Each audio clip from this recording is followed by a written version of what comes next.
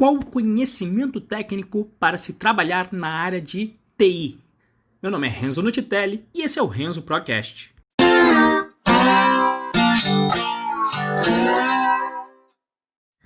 Bem, a motivação para eu gravar esse capítulo é que eu estou respondendo várias perguntas lá no Instagram, todo dia respondendo pergunta. Inclusive, se você quiser me seguir lá, o nome do meu usuário é RenzoProBR. E sempre vem essa pergunta, o que eu preciso para trabalhar na área de TI? E, inclusive eu vou dividir em duas partes. Primeiro eu vou falar de conhecimento técnico nesse episódio e depois eu vou falar de um conhecimento mais humano, ou que o pessoal costuma chamar em inglês de soft skill, e aqui eu vou falar do chamado hard skill. Então, para a gente ter em foco o que a gente precisa para trabalhar na área de TI, eu gostaria de relembrar do episódio 2, que era o poder da meta. E aí tem aquele dito popular que é muito bom, que não há vento a favor para quem não sabe para onde está navegando. E isso é uma verdade absoluta, inclusive aqui, na hora de tentar descobrir qual que é o caminho para se trabalhar com o mercado de TI. Uma primeira abordagem, que em princípio é bom, mas eu vou falar do problema daqui a pouco, é você pesquisar o mercado e ver o que efetivamente o mercado está pedindo. Então, qual é a parte boa disso? É você já ter uma ideia do que você precisa para chegar lá. Agora, qual que é o problema disso? O problema é o seguinte, muita gente vem falar, não, mas eu ouço muito falar, inclusive iniciantes, que pedem um tal de desenvolvedor full stack. Né? E qual que é o problema aqui? Né? Muitas vagas de tecnologia feitas por setores de RH às vezes colocam requisitos que são simplesmente impossíveis de uma pessoa só conhecer tudo sobre o assunto.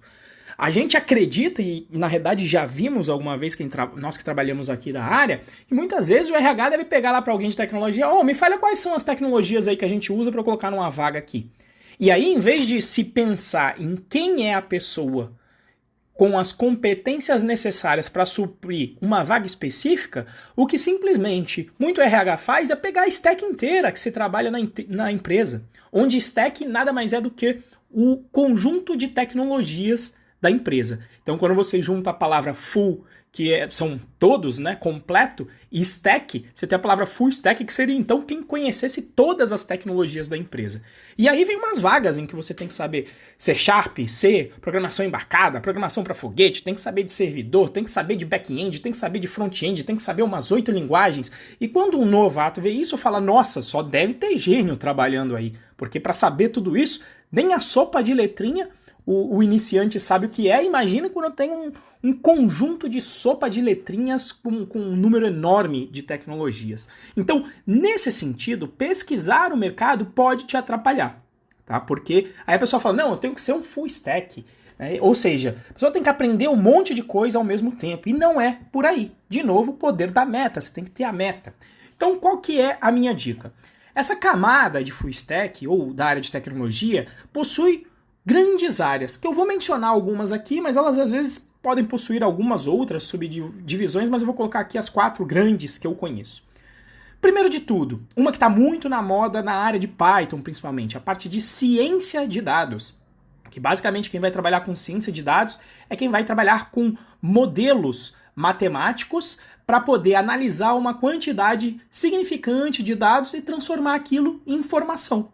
Tá? Então esta é uma área que inclusive a gente agora vai ter aqui dentro do curso Python Pro, aí, em 2 semanas, vai ter aí o Maurão falando sobre isso. Ele deu uma aula inclusive para o pessoal que já é membro do curso Python Pro explicando isso. Então é basicamente para analisar dados gerando informações que auxiliem na tomada de decisão. É isso que o pessoal da ciência de dados faz. E assim, dentro da ciência de dados já tem um mundo vasto. Então você tem visão computacional, vai conseguir extrair dados de mapas, de visualização. Você tem a parte de engenharia de dados, que é quem vai trabalhar com as grandes bases, preparando esses dados para análise. E você tem quem efetivamente vai fazer essa análise de dados. Nem precisa saber tanto de programação assim, precisa saber um pouco mais de matemática e modelos estatísticos para poder fazer essa análise. Então essa é uma... Veja que só essa grande área de ciências de dados já tem uma porção de coisa para se aprender. Machine learning, inteligência artificial, algoritmos genéticos, pandas para fazer análise, enfim, uma porção de coisas. Depois você tem a grande área que se chama de operações, que antigamente também tinha uma parte em que se chamava de administração de sistemas, onde basicamente você vai fazer a gestão dos recursos computacionais da empresa. Então, quantos servidores, fazer o arranjo de rede, em nível lógico, fazer balanceamento de carga, talvez aprender Ansible, Docker, Kubernetes para você poder fazer a gestão de microserviços e o sistema se autoescalar, fazer teste de carga, fazer monitoramento de sistemas, e essa é uma outra grande área que o Python também brilha bastante. A galera usa muito, às vezes até de forma indireta, como por exemplo eu mencionei a ferramenta Ansible que utiliza Python. Depois você tem, caminhando para operações, você tem muito a área de programação web, onde a operação aí tá dentro dessa parte de programação web, na minha opinião. Tá?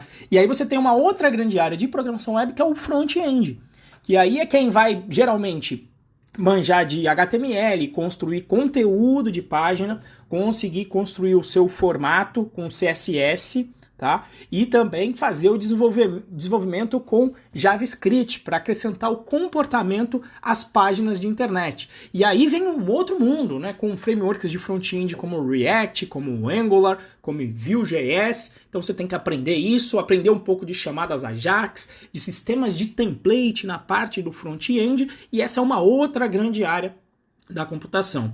E a outra grande área, a quarta aqui, seria a área que a gente chama de programação back-end, que é quem vai utilizar uma linguagem de programação para escrever o código que basicamente vai tratar as requisições que clientes ou outras máquinas, inclusive, vão fazer no sistema. Então você vai tratar de acesso a banco de dados, você vai tratar de regras de negócio mais sofisticadas, você vai poder, de repente, até incluir a parte ali de ciências de dados, entregando esse serviço através de uma API.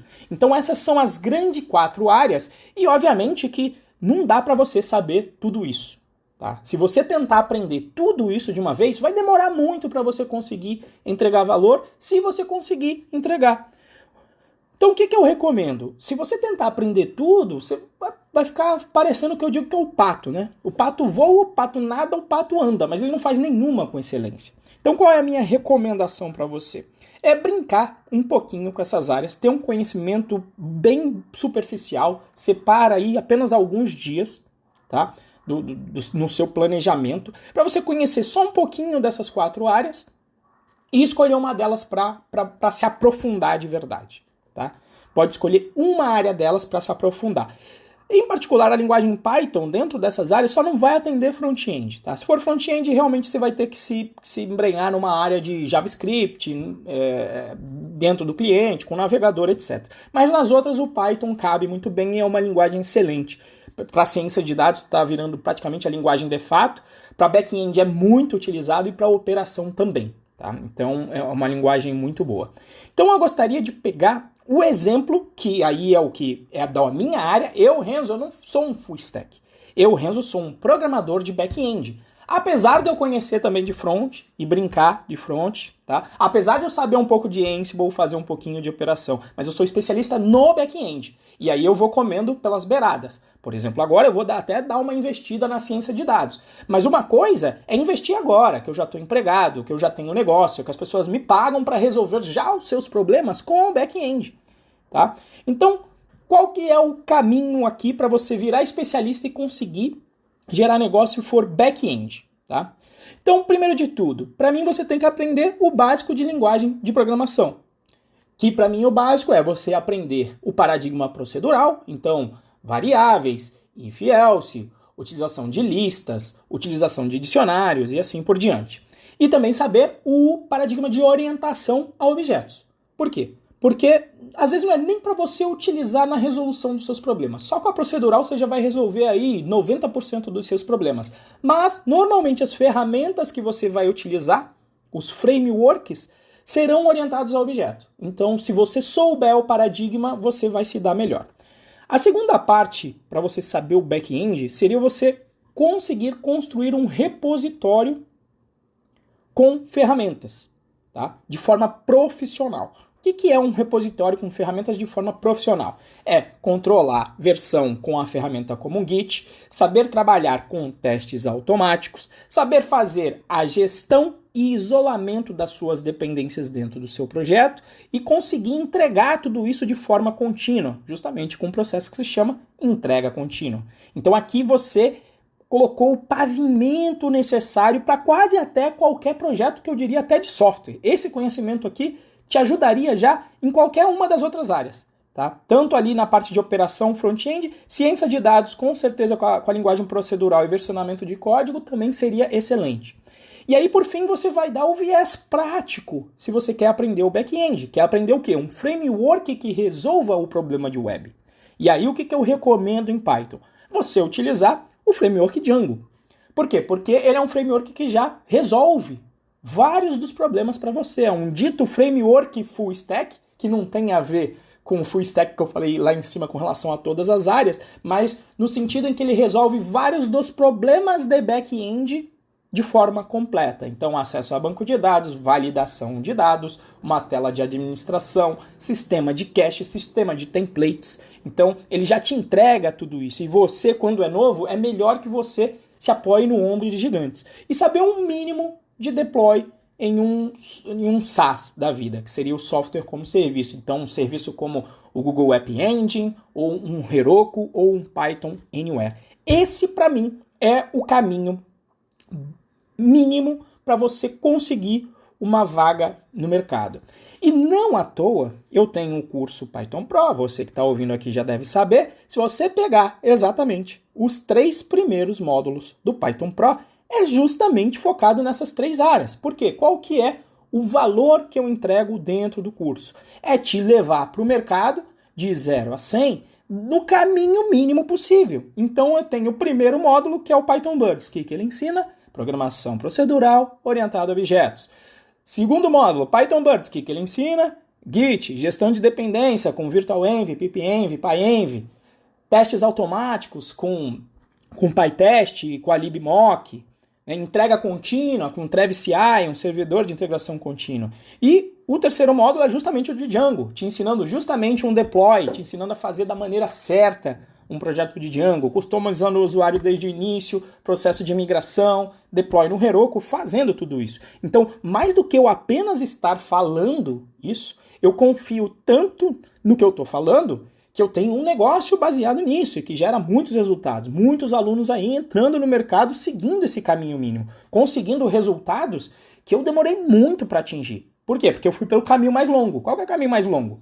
Fazer uma faculdade. Porque na faculdade vão te dar uma formação generalista. Você vai aprender uma porrada de conceito. Legal, eu sei fazer o algoritmo de Dijkstra. Ou, pior ainda, se for engenharia, eu sei fazer equações diferenciais. Quer dizer, eu sabia na época de faculdade, já esqueci porque nunca utilizei isso. Sei fazer os cálculos de física, sei fazer a parte de controle eletrônico, mas tudo isso um conhecimento generalista. Por outro lado, não aprendi controlador de versão, não aprendi HTML, não aprendi o básico que o mercado precisa. Tá? Então, qual que é a pegada? É você focar nisso e depois começar a prestar para as vagas para as quais isso atenda. E é isso que os alunos às vezes não entendem. Ah, mas tem uma porrada de vaga que pede full stack. Ah, mas tem uma porrada de vaga que pede front-end também. Tá bom, mas tem muitas vagas em aberto. E existem as vagas em que você só precisa mexer com back-end, porque, por exemplo, você só tem a utilização de uma API da vida, que foi o caso do Isaac, que foi trabalhar com um sistema de back-end que basicamente só conversa para gerenciar aquelas vending machines, aquelas máquinas de venda que você coloca uma nota e saem os produtos. Então, o sistema dele não precisa ter nada de visual, só o back-end com Django já resolve. Ele só precisa se comunicar com máquinas. Então, você vai procurar as empresas com as quais você consegue atender e resolver o problema na sua especialidade.